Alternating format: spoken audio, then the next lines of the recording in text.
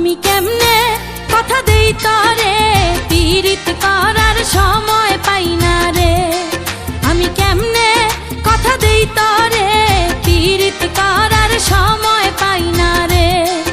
আমি কেমনে কথা দেই তরে পীড়িত করার সময় পাই না রে। আমি কেমনে কথা দেই তরে পীড়িত করার সময় পাই না রে।